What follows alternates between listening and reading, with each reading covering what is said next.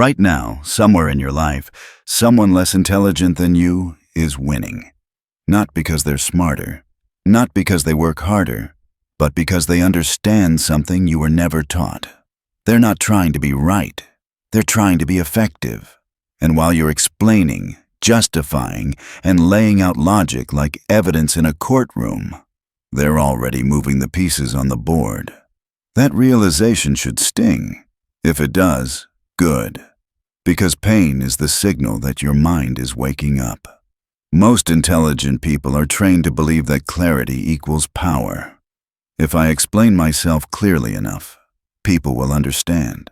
If I prove my point logically, I'll earn respect. If I show my competence, I'll be recognized. But that belief quietly destroys influence, because the world doesn't reward intelligence in its raw form. It rewards leverage. Think of intelligence like electricity. On its own, it's invisible. Powerful, yes, but useless unless it's routed, contained, and directed. Influence is the wiring. Without it, your intelligence just leaks into the air, lighting nothing, powering nothing, impressing no one. Here's the brutal truth most people never accept. The more you explain, the less powerful you appear. Explanation signals that you need agreement. It tells the room you are seeking validation, and the moment you seek validation, you surrender leverage.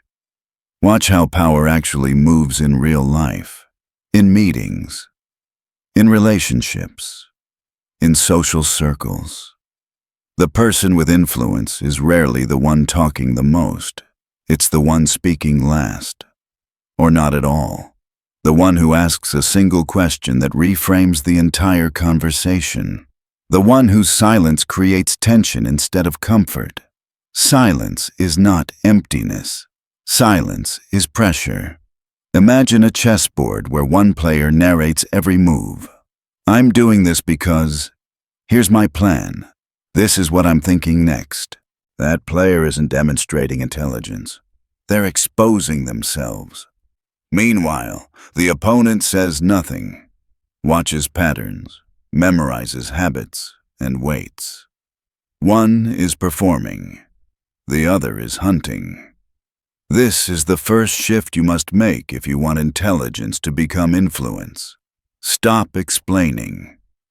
Start observing. Observation is intelligence in its most lethal form.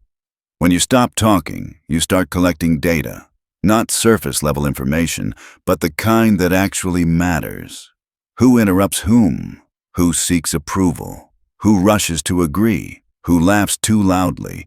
Who avoids eye contact when a certain topic comes up? Every behavior is a signal. Every reaction is a confession. Most people enter a room trying to be seen. Powerful people enter trying to see. When you observe, you begin to understand the invisible hierarchy beneath the visible one. You see who people defer to instinctively, who they look at when something important is said, who speaks confidently but is ignored, who barely speaks yet subtly steers decisions.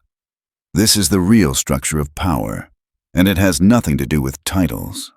Think of yourself as standing above the room, not emotionally involved, not invested in approval, just watching currents move.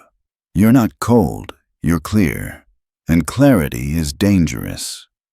There's a reason mystery amplifies authority. When people can't fully read you, they project onto you. They fill the gaps with their own assumptions, and assumptions often work in your favor. The moment you over-explain, you collapse that mystery. You give people certainty, and certainty removes fear. Fear, in this context, doesn't mean terror. It means respect for the unknown. A fog-covered mountain looks larger than it is. The moment the fog lifts, it becomes just another hill. When you speak less, people lean in. They listen harder. They replay your words in their mind because there are fewer of them. Scarcity increases value. That's not philosophy, that's human psychology. Try this the next time you're in a group setting. Say almost nothing for the first 10 minutes. Not out of anxiety, out of intention. Let others fill the space. Let them reveal themselves. You'll notice something unsettling. People talk themselves into weak positions without being asked. They expose insecurities disguised as jokes. They announce ambitions disguised as complaints. They show you exactly how they want to be seen, and all you did was stay quiet. This is where influence begins. Not with domination, not with persuasion, with understanding. When you understand someone's patterns, you don't need to argue with them. You can move around them. When you understand their fears, you don't need to confront them. You can redirect them. Influence is not force. It's positioning. Imagine water flowing around rocks. It doesn't fight them. It erodes them quietly, patiently, inevitably. The more neutral you appear, the harder you are to manipulate. Emotional transparency feels virtuous, but it's a liability. When people know exactly what bothers you, they own a lever. When they know what you want, they can withhold it. When they know your reasoning, they can attack it. But when they don't know, they hesitate. And hesitation shifts power.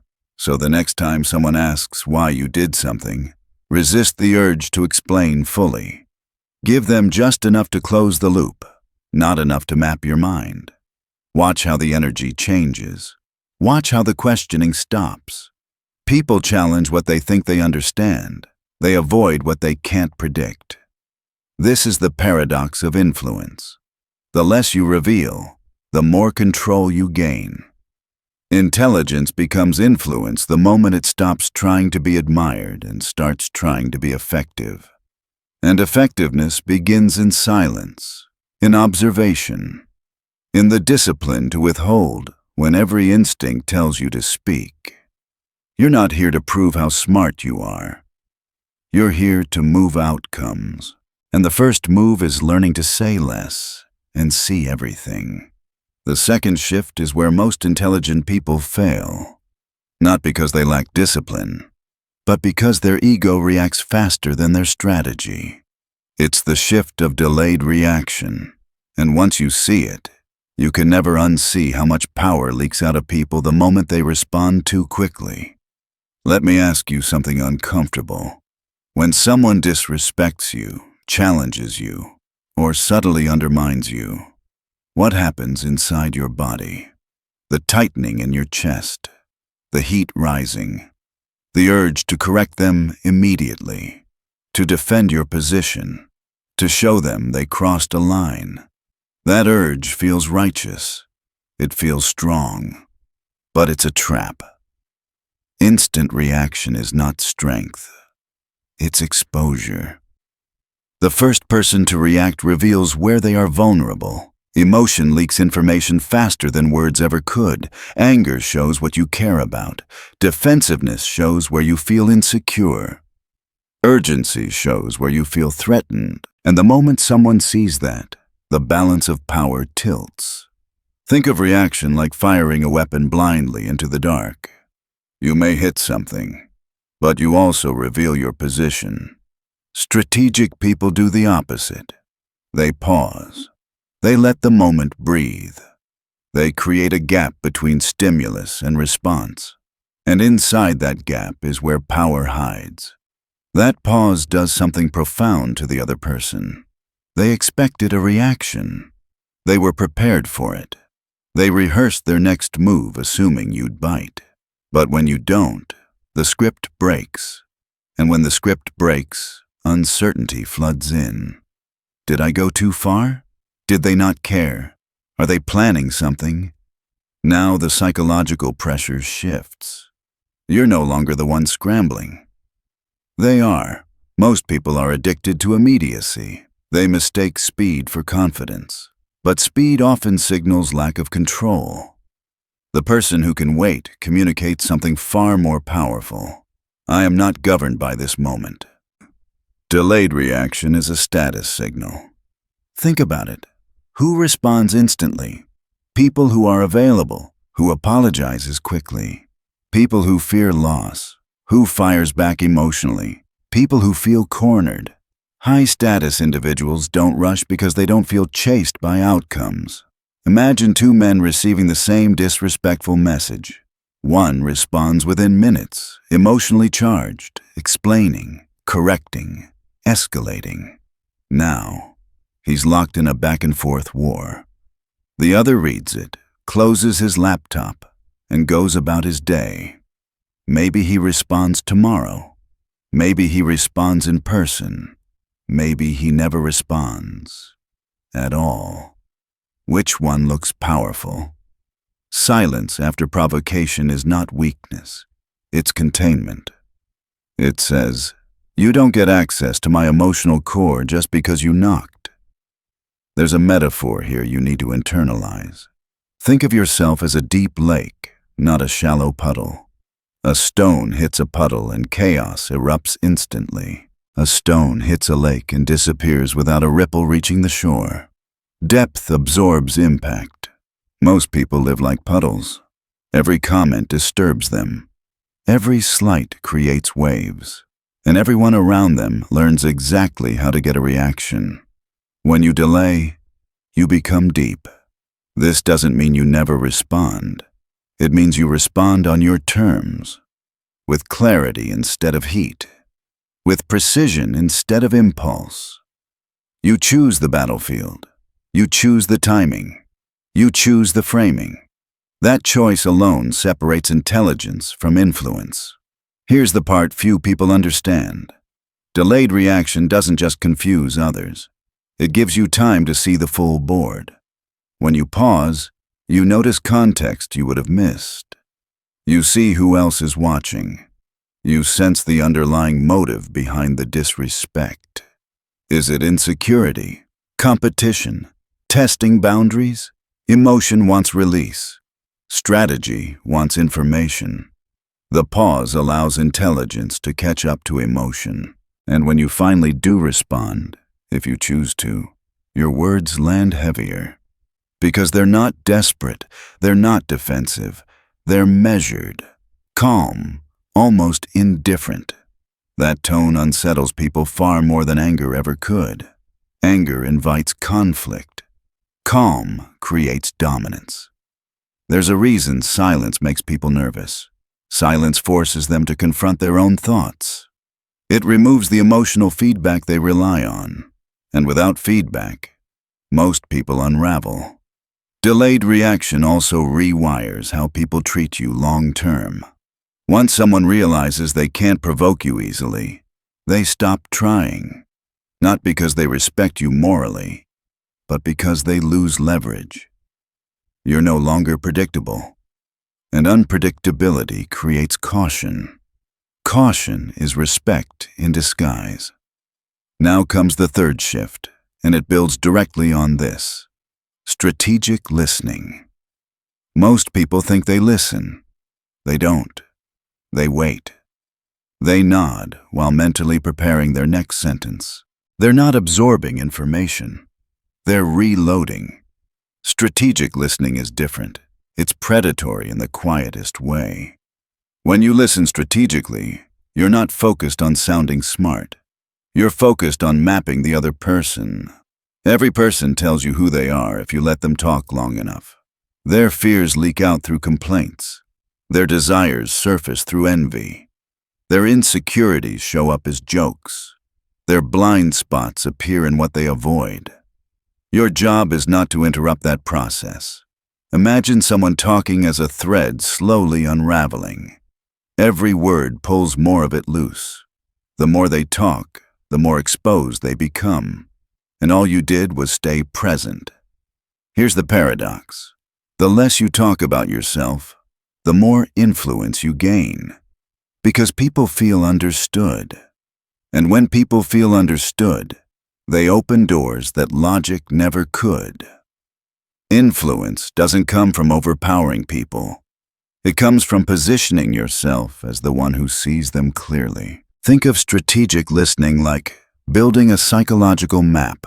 You learn what threatens someone's identity. what they need to protect, what they secretly want to be seen as. Once you have that map, you don't need to push, you guide. If someone fears being seen as weak, you never attack their strength directly. You frame choices that allow them to preserve face. If someone craves recognition, you offer acknowledgement strategically.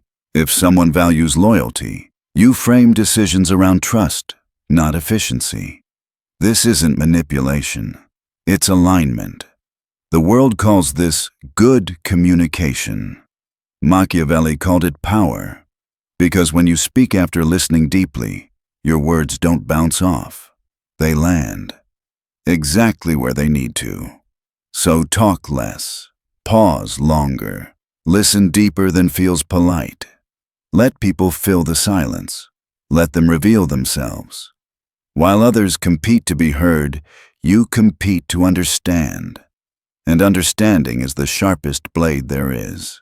The fourth shift is subtle, and because it's subtle, it's devastatingly effective. It's the shift of energetic distance. This is where influence stops being something you do and starts being something people feel around you. You've met someone like this before. They weren't loud. They weren't cold. They didn't dominate conversations or demand attention, yet somehow, you couldn't get too close to them. There was an invisible line you didn't cross, not because they said anything, but because something in you knew better.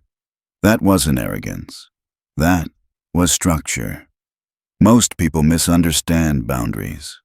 They think boundaries are verbal. Don't talk to me like that. I won't tolerate this. Please respect my time. But verbal boundaries are weak because they rely on compliance. True boundaries are energetic. They're communicated without explanation. And because they're not negotiated, they're respected.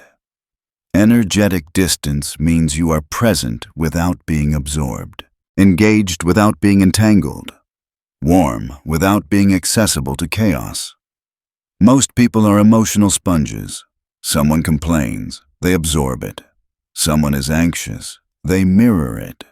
Someone brings drama, they step right into the storm. And the moment they do, they're no longer in control. They're inside someone else's emotional frame. That's where influence dies. Energetic distance is what keeps you centered when everyone else is reactive. It's the ability to listen without carrying, to acknowledge without validating dysfunction, to be calm without being detached. Picture two people standing in a rainstorm. One panics, runs, gets soaked, complains about the weather. The other opens an umbrella and stands still. Same storm. Completely different experience. The umbrella is energetic distance. When someone vents to you, they're often not looking for solutions. They're looking for emotional transfer.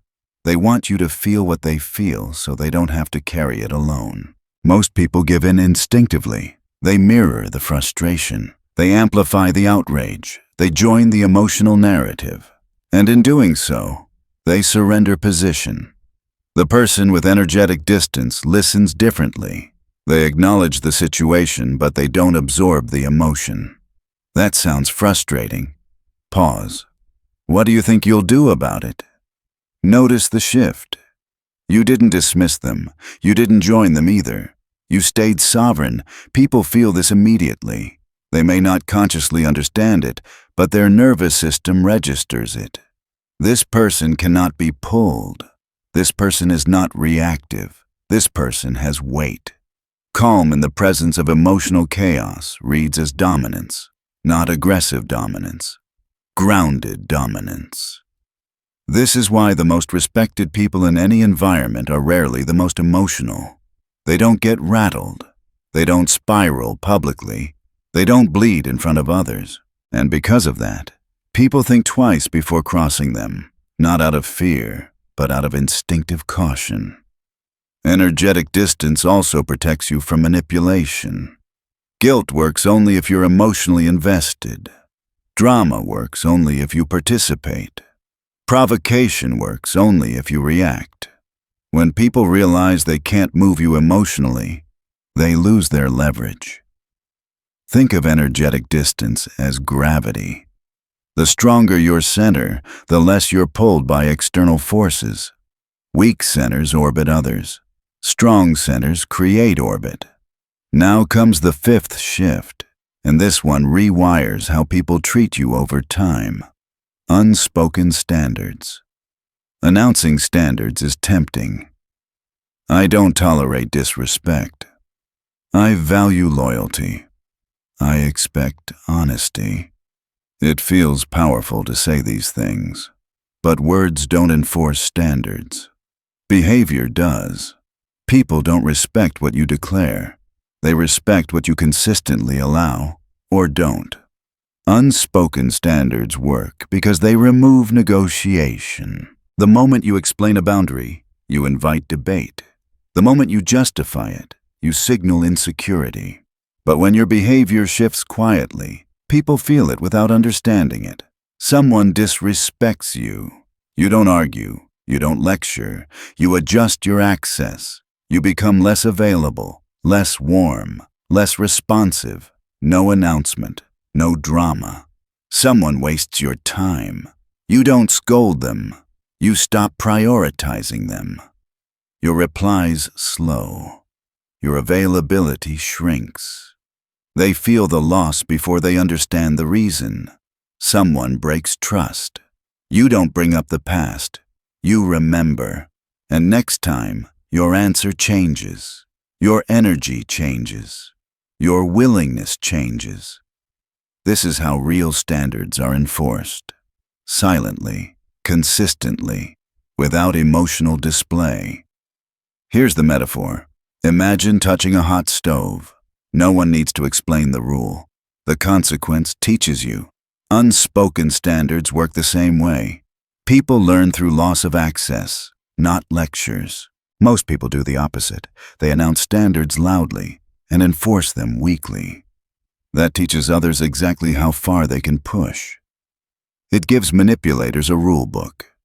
They know what to say to regain favor. They know which apologies work. They know which values to perform. But when your standards are unspoken, there is no rule book, only outcomes. Uncertainty keeps people careful. This doesn't make you cruel. It makes you clear. You're not trying to change others. You're controlling your own behavior, and that's where real power lives. Over time, something interesting happens.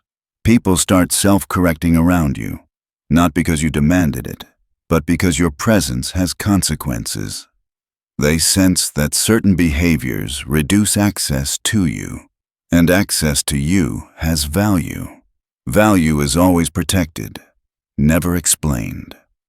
This is where intelligence finally becomes embodied, not as arguments, not as explanations, but as quiet, structural force. You are no longer teaching people how to treat you with words.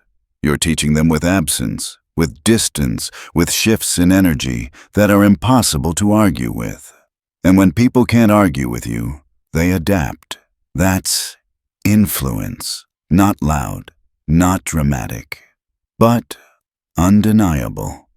The sixth shift is where most people panic, because it feels counterintuitive to everything they were taught about connection, loyalty, and consistency. It is the shift of strategic absence. And once you understand it, you realize how often your value has been diluted by your availability. Here is the uncomfortable truth. Presence without restraint becomes invisible. When you are always there, always responding, always showing up, people stop noticing you. Not because you lack value, but because value that is guaranteed stops being valued.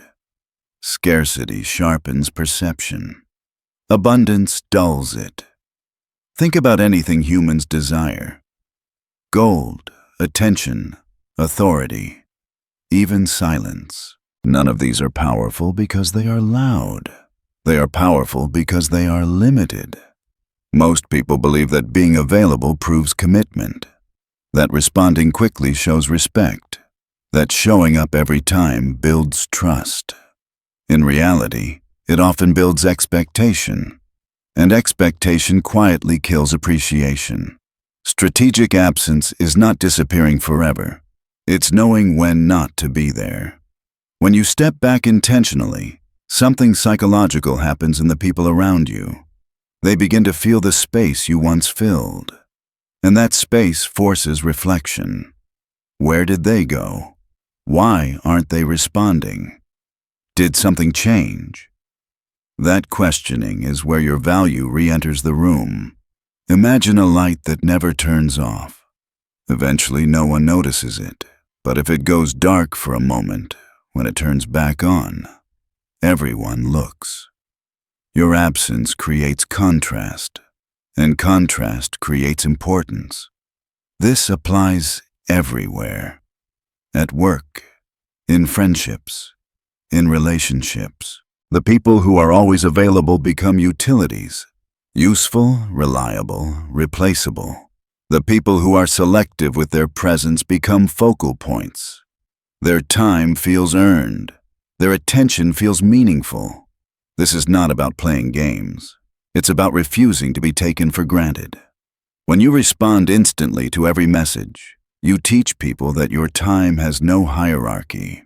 When you attend every event, you teach people that your presence has no cost. When you drop everything for everyone, you teach them that your life revolves around their needs. Strategic absence rewrites that lesson without saying a word. You don't announce it. You don't explain it. You simply shift. Replies take longer. Availability narrows. You choose where you invest your energy instead of scattering it everywhere. At first, people may feel confused. Some may even feel offended. Not because you did something wrong, but because you disrupted an expectation they had grown comfortable with. And discomfort is often the first sign that power dynamics are changing. Here's the metaphor. Imagine a king who attends every minor dispute, every trivial gathering, every insignificant demand. He becomes familiar, and familiarity erodes authority. But a king who appears only when it matters, whose presence is rare and deliberate, carries weight the moment he enters the room. Strategic absence is how you reclaim that weight. Now comes the seventh shift, and this one determines whether your influence turns into loyalty or resentment. Calculated kindness. Kindness is powerful, but only when it is intentional. Unconditional kindness sounds noble, but in practice, it often turns into self-betrayal. When you are kind to everyone all the time, regardless of behavior, you teach people that access to you is free, and free things are rarely respected. Calculated kindness is different. It is not cold. It is not cruel. It is selective. You decide who deserves generosity. You decide when to extend yourself. You decide where your kindness will actually have impact instead of being wasted. Most people confuse kindness with compliance. They say yes when they want to say no. They help out of guilt. They apologize to avoid tension, and then they wonder why people walk over them. Kindness without boundaries is not virtue. It's fear dressed up as morality. Calculated kindness works because it introduces unpredictability. People cannot take advantage of what they cannot forecast. When your kindness is not automatic, it becomes meaningful. When it is earned, it creates loyalty instead of entitlement. Think of it like rain in a desert. Rare, life-giving, remembered. Not like water from a leaking pipe that everyone ignores. Two people ask for your help. One has shown consistency, respect, reciprocity. The other appears only when they need something. Treating them the same is not fairness. It's negligence toward your own value. Calculated kindness means you show up fully for those who have earned your trust, generously, without resentment, and you decline calmly with those who have not. No over-explaining, no guilt, just clarity. Over time, People learn, not from your speeches, but from your patterns. They learn that access to you is conditional on behavior, that your kindness is not a right, but a privilege. This creates something rare, respect that is not forced. People begin to move more carefully around you, not because they fear punishment, but because they value connection. They understand that your energy is not endless, and because it is not endless, it matters. This is the final transformation. Intelligence stops being something you possess and becomes something you wield. Not loudly, not aggressively, but with precision. You are no longer explaining yourself to be understood. You are positioning yourself to be felt. And when people feel your absence, your calm, your selectivity, your restraint, they change how they treat you without being told. That is the quiet architecture of influence. Now everything comes together because the final shift is not a tactic, it's an identity decision. This is where intelligence stops orbiting power and becomes power. Here is the truth most people sense but never articulate. Intelligence without influence is wasted potential. It's a sharp blade left in its sheath while louder, duller tools get used instead. And the world does not reward potential. It rewards execution. You were never overlooked because you lacked ability. You were overlooked because you played the wrong role. You tried to be understood in a world that responds to positioning. You tried to be fair in a world that moves on perception. You tried to be consistent in a world that bows to contrast. What you've learned through these shifts is not how to dominate others. It's how to stop leaking yourself. When you stop explaining, you stop begging for agreement. When you delay reactions, you stop surrendering emotional control. When you listen strategically, you stop being blind to human nature. When you maintain energetic distance, you stop being pulled into chaos. When you enforce unspoken standards, you stop negotiating your worth. When you choose strategic absence, you stop being taken for granted. When you practice calculated kindness, you stop being exploited. Each shift removes one way the world has been feeding on you, and something subtle begins to happen. People stop testing you. They stop pushing casually. They stop assuming access, not because you threaten them, but because your presence now has gravity. Gravity doesn't argue, it pulls. This is the Machiavellian misunderstanding most people get wrong. This is not about becoming cold. It's about becoming precise. It's not about manipulation. It's about self-command. You are no longer reacting to the environment. You are shaping how the environment responds to you. Think of the difference between noise and signal. Noise is constant, emotional, reactive. Signal is rare, intentional, clean. When you move from noise to signal, people adjust automatically. They listen differently. They approach differently. They hesitate where they used to rush. Hesitation is power's shadow.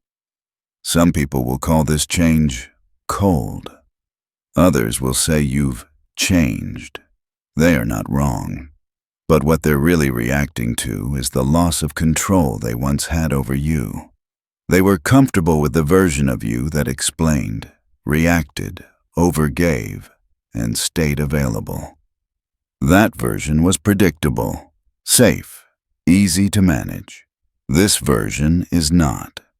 And here is the final awakening you must accept. Not everyone deserves access to you. Not everyone deserves explanations. Not everyone deserves your emotional energy. Influence begins the moment you stop treating your inner world like public property. You are not here to be endlessly understood. You are here to be effective. The world does not move for the smartest voice. It moves for the most disciplined presence. Quiet power always outlasts loud power. Calculated restraint always outperforms emotional force. This is why true influence never announces itself. It is felt in pauses, in absences, in the way rooms recalibrate when you enter and subtly reorganize when you leave. If Niccolo Machiavelli understood something timeless, the most dangerous person in any room is not the angriest, the loudest, or the most moral. It is the one who understands human nature and governs himself accordingly. That is what you are becoming. Not louder, not harsher, not crueler, clearer. And clarity is terrifying to a world built on confusion. So stop explaining yourself to people who are not listening. Stop reacting to moments that don't deserve you. Stop being everywhere for everyone all the time. Move with intention. Speak with economy. Withdraw with purpose. Return with impact. Because intelligence is common. Influence is rare. And from this moment forward, you are done being common.